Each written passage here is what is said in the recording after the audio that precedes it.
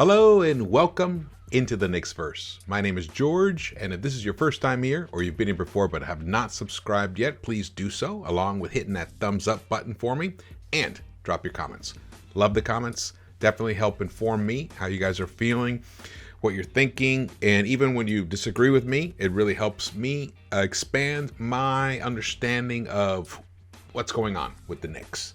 So please definitely drop your comments, especially on a video like this. I'm going to be looking at, right now it looks like, well, Leon Rose put out a statement after the draft, basically revealing his intentions, which is to develop the young core. Yes. However, they accumulated assets. Right now they have 11 first-round picks and 11 second-round picks that they can use as assets to help bring a big name star in a trade at some point. Also they can use it to offload certain players, certain contracts that we have right now to make room for, it looks like it's Jalen Brunson of the Dallas Mavericks. Now, it's also possible that it's for, here we go, Dejounte Murray, who the Spurs have also put on the trade market. Now, they said they want 3 first-round picks. Well, right now it looks like the Atlanta Hawks have the inside track on that. There's been some tweets that Dejounte and Trey want to play together, though that sounds like tampering to me, but we'll see. And the Hawks, I believe they've offered Danilo Gallinari and the 3 first-round picks. I think the Knicks can top that deal. Gallinari has a big contract. He's going to be older. Yeah, he can shoot the 3, but he's definitely up there. He's getting a little crusty. Let's put it that way. The Knicks can definitely top that deal. In fact, I think Alec Burks is a better option. He's more versatile. He's a better 3-point shooter. And he can do a little bit of playmaking, as we saw. I mean, Thibs thought he was a point guard. We know he's not. But he has more value, in my opinion, than Danilo Gallinari. Why am I jamming on his name? I should know that name. I should know how to say that name of all the names. Now, but Jalen Brunson, it's interesting. We're going to go through, what we're going to do is, I'm going to compare Dejounte, to Jalen, and I'm also going to include Immanuel Quickley in there. He's going to be our control group because he's the guy that I want to be the starting point guard next season.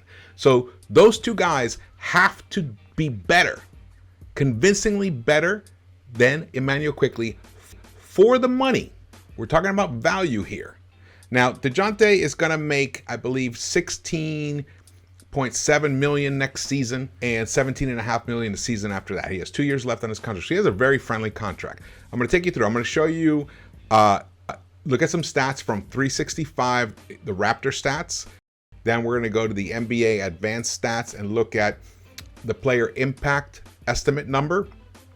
Compare the 3 guys and compare to the rest of the guards that are available in the NBA. Then we're going to look at the net rating numbers. First, we're going to look at the 538 Raptor score. Let's go. Okay, so here we have the 538 Raptor chart, the grid.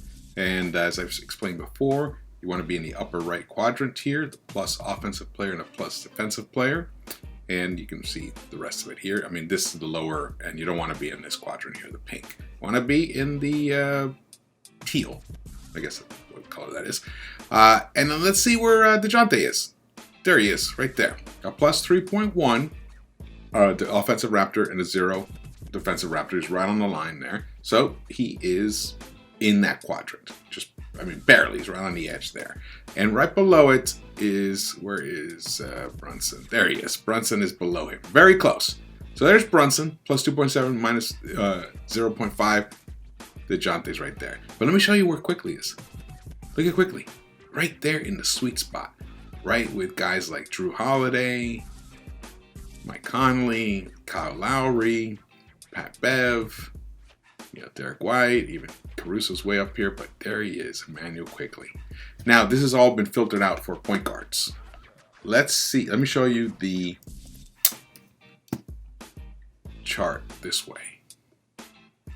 All right, this is going to be really interesting. So, look, in terms of overall Raptor, that combines box score Raptor, on and off Raptor, this shows you Steph Curry, just won the NBA championship. Number 1, point guard. Number 2, Luka Doncic, who Steph had to beat to get here. Look at Caruso's in there. Now that's because of his defense. Fantastic defensive player. I think if he stays healthy, Bulls do a lot better in the playoffs to go further. Drew Holiday, the other point guard, the point guard that won the NBA championship the year before. LeBron James, he's in here because he can do multiple positions, and he definitely plays point very often. Darius Garland, Kyrie is right there, but look, Kyrie's right there, a minus 0.9 defensively. If he was a better defensive player, he'd have more impact on winning, and he'd be higher up. And as we know the story, the Nets did not get even past the first round. They didn't even win one game. Wow. Chris Paul, last season, the previous season's final point guard. Ja Morant, everyone loves him. But look who's 9th here, tied with Ja. Emmanuel Quickley. That's right, with a plus 3.9.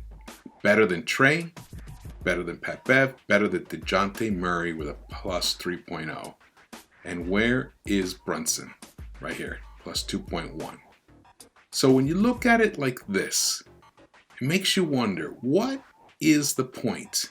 What is the point of going after these guys, burning all the resources that's going to require to get someone like these two, and the money when we already have Emmanuel Quickley? To me, you roll the dice with Emmanuel Quickley next season. Let him be the starting point guard of the New York Knicks.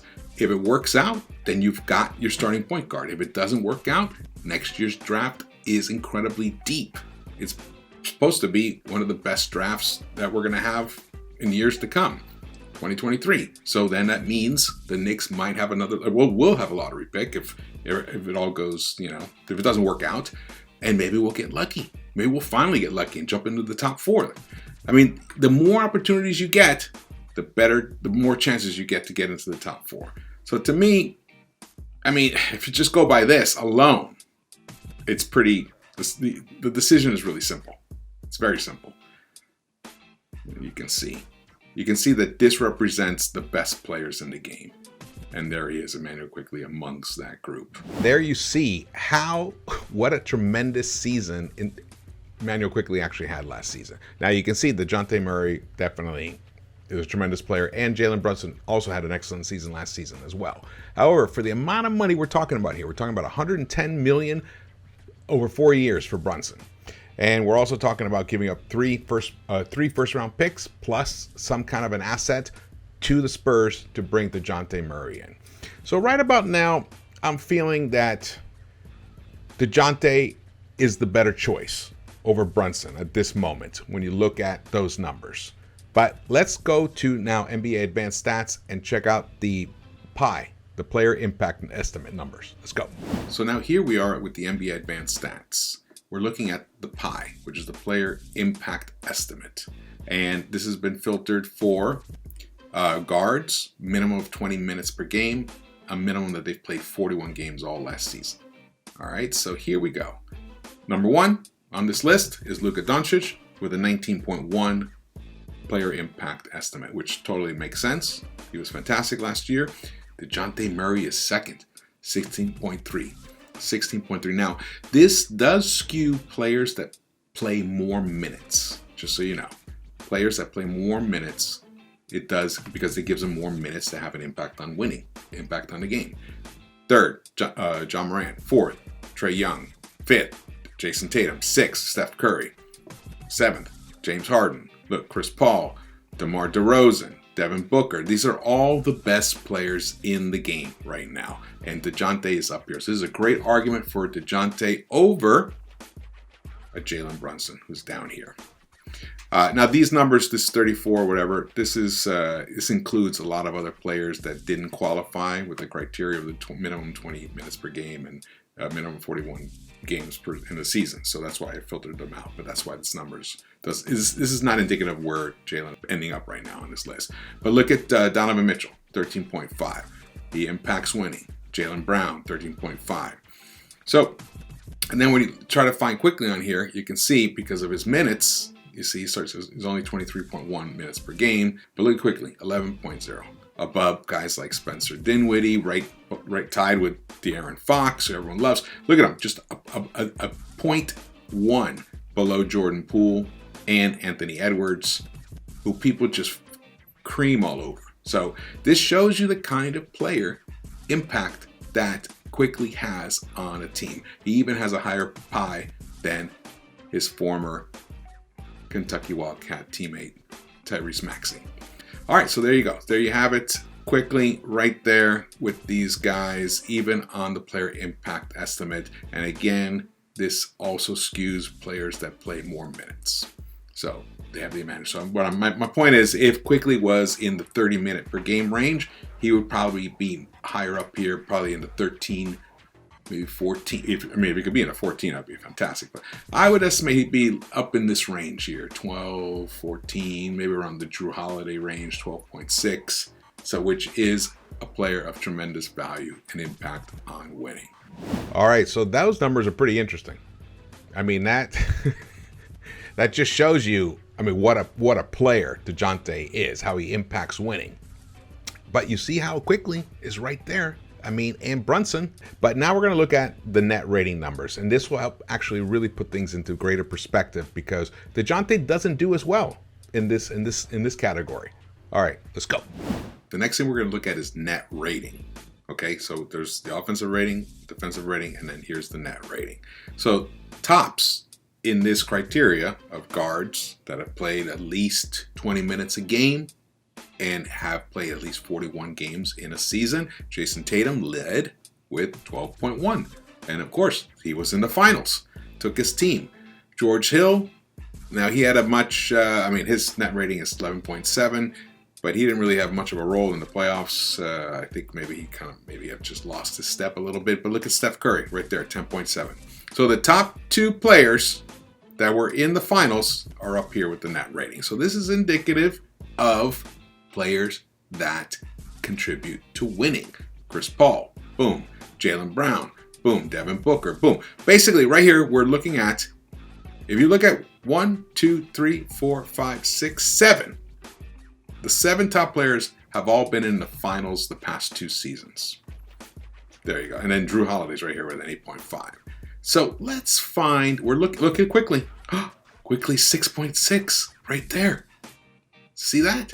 Look at it. And look at his defensive rating. 104.8. 104.8. It's fantastic. And 11.4 is a decent offensive rating. That should go up. That should be higher, but that's a decent offensive rating. But look at the net right there, 6.6. Now let's look for our other 2 guys that we've been talking about comparing, which is Jalen Brunson and Mr. Dejounte Murray. Where's Jalen Brunson? I pass him. Here he is. 4.4. 4.4 behind Seth Curry, Bogdan Bogdanovic, Josh Richardson, D'Angelo Russell. So here you go. This is interesting to really show you, give you a perspective. His defensive rating is 109.4, which, is starting to creep up into, it's decent. It's a very good rating. Look, if you look at Pat Bev, he's a 109.8, and he's known as a defensive guard guru. But look at Fred VanVleet, 108.5. Very nice. His offensive rating was a little lacking this year, but look at Tyrese Maxey, who everyone loves, 3.6. Not even close to Quickley. Now, Maxey has been playing against starters, so that's the main thing to factor in here, where Emmanuel Quickley I would say he definitely played several of his minutes because he was left in the games when he was playing well, especially in the second half of the season. He did play against starters, but with only 23.1 minutes per game, it kind of lessens his impact. But you can see Tyus Jones also. Look at 7.6. But where is Dejounte Murray? Now remember, the Spurs missed the playoffs. Ooh, wait a second. I think you have to go to the next screen to find him. Let's see where he is. Dejounte Murray. There he is. He's a net rating of 1.9. Defensive rating of 11.0. Now, he was once on an all-defensive team. So he did not have a great year defensively last season for him. It's just something to bear in mind. So when you look at the net ratings, Quickley's first, Brunson second, and way behind, they're much closer to each other, way behind is Dejounte Murray with a 1.9. Now, if you look at just defensive rating, all right, here we go. So George Hill, that's obviously why he had tremendous impact. Defensively, he must have had a great year. I didn't really pay too much attention to him, so I can't really speak to that. But you can see Jason Tatum, excellent. Look at Steph Curry right there. The two guys in the finals right there. Joe Ingles, who Utah missed, and he was traded. So you can see this is mostly from the first half of the season for his injury. Look at Jaylen Brown. But look at quickly, right there. Right in there. Right above Marcus Smart, Tyus Jones, Chris Paul, Jordan Poole. There he is, Emmanuel Quickley. Right in the thick of the top defensive rating guards in the NBA last season. Let's look for Mr. Brunson. Where is he? There he is, 109.4. You know, we had to search a little bit to get to him. And Dejounte's not even on this screen again. Here he is. He is back up here. What was he, 111? There he is. Now, maybe this was a down year defensively for Dejounte. Maybe he can improve. Maybe he can return back to his former glory days. That's, TBD. It's to be determined. Or TBS, to be seen. Okay, now this is the summation part of this video. Well, not summation part. This is the next part of it. The summation will be right after this. Let's go to comparing the stats of the first two seasons of each three of these. Here we go. So as you can see, Jalen Brunson, I'm using the per 36 numbers, per 36 minutes numbers, because that's what gives us more apples to apples correlation. So Jalen Brunson in 2018 and 2019, he averaged per 36, 15.3 points per game, and his 2-point percentage was 52.3. His 3-point shooting was 34.8%.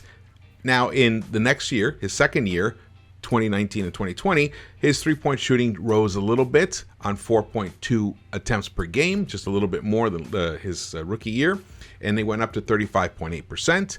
And his 2-point percentage dropped a little bit, but his overall, his points per game went up to 16.4. So nice, healthy numbers. You can see how these were indicative of where he was going to end up, the player he was going to end up becoming. So that's what's really nice to see these like this. Now look at Dejounte's numbers. Now this is before he got his injury.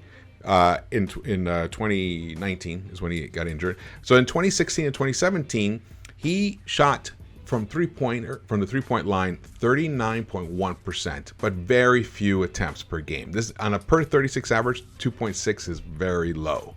Now the next season, it actually went down. It went down even further, 0.7, 26.5% from the 3-point line. But the 2-point shooting is at 45.4% for year two. Year one, it was at 44.1%. Free throw shooting is about average, 70%, not average, but below average, 70%. Nothing outstanding. You can see Brunson. So Brunson got off to a much better start in his first two seasons than Dejounte did. Even when you compare the points per game, 14.5 points per game for Dejounte in year one. In year two, 13.5. Now, when you look at Emmanuel Quickley averaged 21.2 points per game in his rookie year per 36. He shot almost 39% from the 3-point line, better than any of the other ones. Now, his 2-point shooting wasn't on the level of the other two guys, that's for sure. He was barely 40% in year one, and he was about 45% in year two. Now, in year two, 3-point shooting, it went down.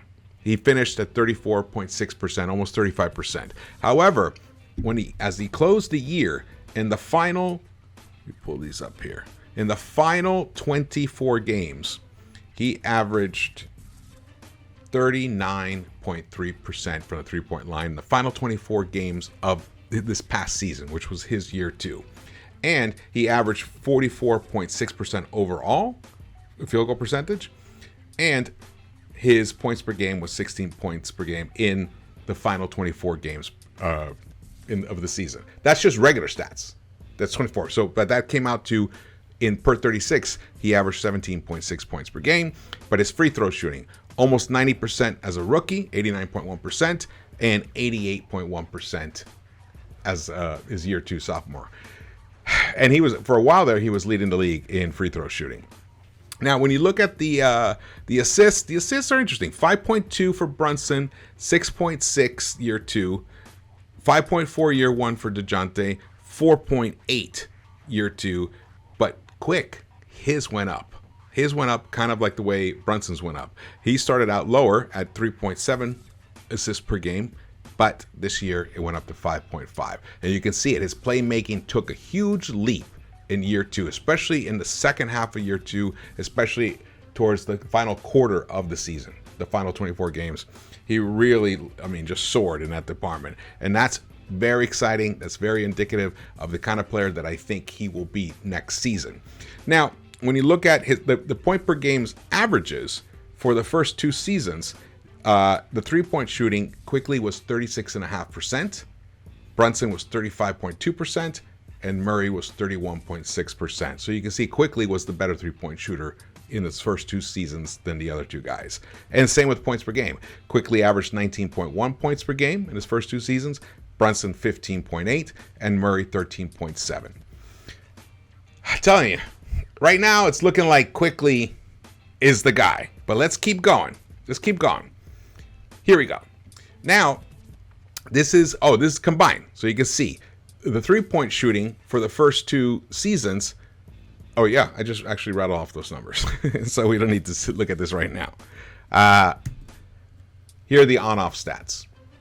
On-off, Brunson in 2020 and 2021. I compared these to the actual past 2 seasons. Just kept it apples to apples. So Brunson and Murray, this is years 3 and 4 for Brunson and years 4 and 5 for Murray.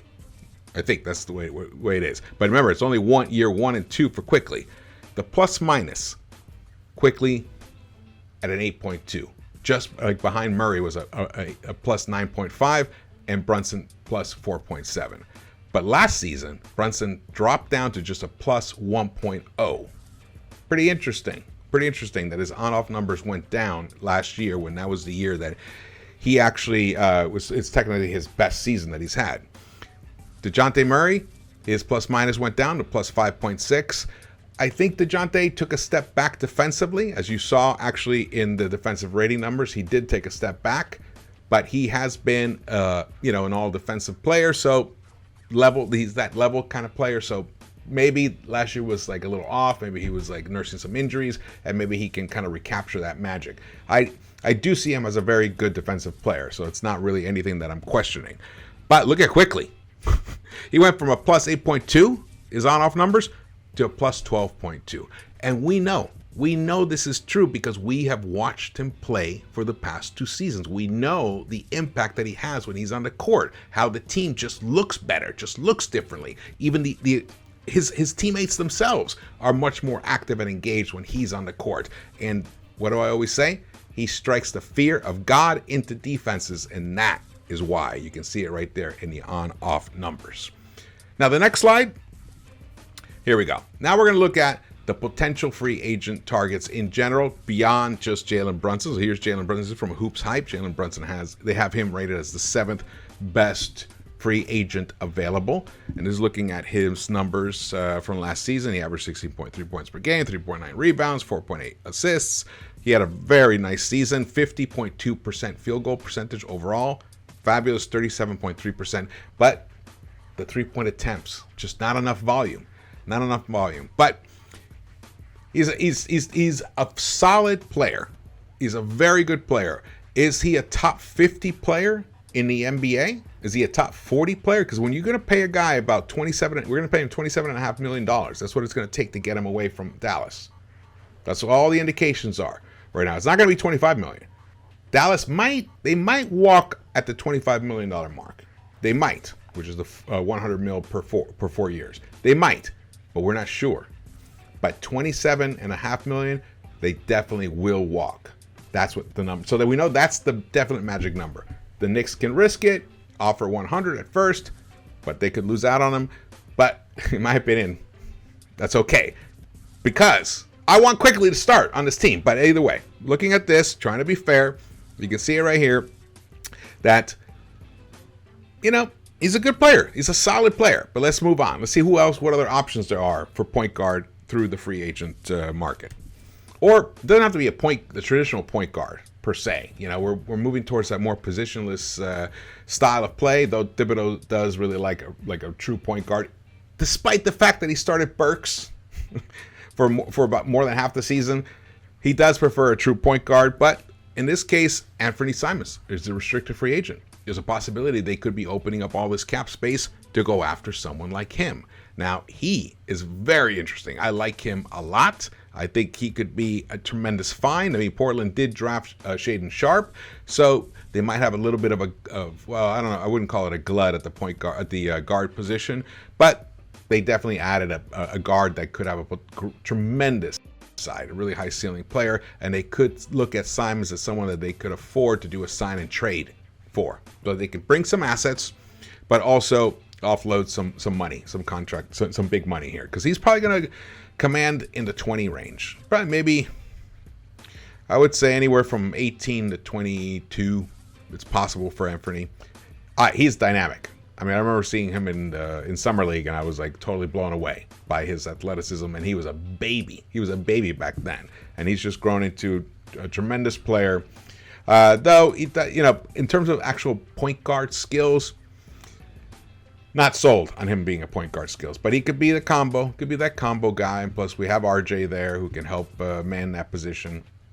The point, he can be a point small forward per se, or he can be the point from the two position. They can share the duties, is my point. But Tyus Jones, excellent backup point guard from Memphis. He had a very strong postseason, and we could probably get him for $10 million per year, and we already have the. Let's see, we can slot him in pretty easy without having to shed any more salaries, and because the problem with shedding salaries is you have to attach assets to them, other picks to have other teams take him. So he's a possibility. I like him a lot. He's rated as the 19th most interesting free agent on the market. Anthony's rated as 8th according to Hoops Hype. Let's look at the next ones here. Now, Zach, the number one coveted free agent on the market. The Knicks could clear up to $35 million, I believe, in cap space. There's a possibility. Now, would that be enough to get Zach? Not quite sure. But here is where a sign and trade could really work out. So this is interesting. This is something to keep an eye on. Just putting them here because there's a possibility. I mean, all players should be looked at this moment. The free agency starts on, I believe, Thursday, the 30th. So why not keep an eye on everybody at this point? Then is our old friend Collin Sexton, who's coming off major knee surgery, and he is a restricted free agent. He's a bucket. I have issues with his style of play, his decision making, but there's no denying that the guy can score. He can get you buckets, and he probably can come a lot cheaper now than we thought he would have been because of the injury. Not quite sure what his range would be. I would say somewhere in the 15 million per range is possible. 3 for 45, or maybe more. Maybe the contract. Somewhere in that range. Someone to keep an eye on. I mean, again, defensively, not enamored with him. He's small. His decision-making should be brought into question, but the Knicks need guys who can put the ball in the bucket, and that's something he can do. So, got to keep an eye on him. Keep an eye on Collin Sexton. All right. Well, there you go. Who do you think I want? I want the Knicks to just abandon this attempt to sign and trade for, or even open up cap space for a Jalen Brunson. Dejounte Murray is a different story. I would be interested in Dejounte Murray, for sure, to be the starting point guard for the New York Knicks. However, if we get outbid, we are looking good because we have a guy already on this team who has done everything he can to earn that role. And I say earn because that is a Tom Thibodeau word. He has earned it. And just by showing how he played towards the end of the season, he finished the year with career numbers. I think we have to, if we can get Dejounte for the right price, he has a good contract, adding more talent to this team, I would definitely welcome that. He's definitely a high impact player, much more so than Quickley is at this time. Can Quickley grow into that? I do believe he can. But there you go. I'd love to hear your feelings on this. Again, hit the thumbs up button, subscribe, and drop your comments. And turn on the notification bell so you know when I drop these videos. All right? And I will see you around the Knicks-Verse.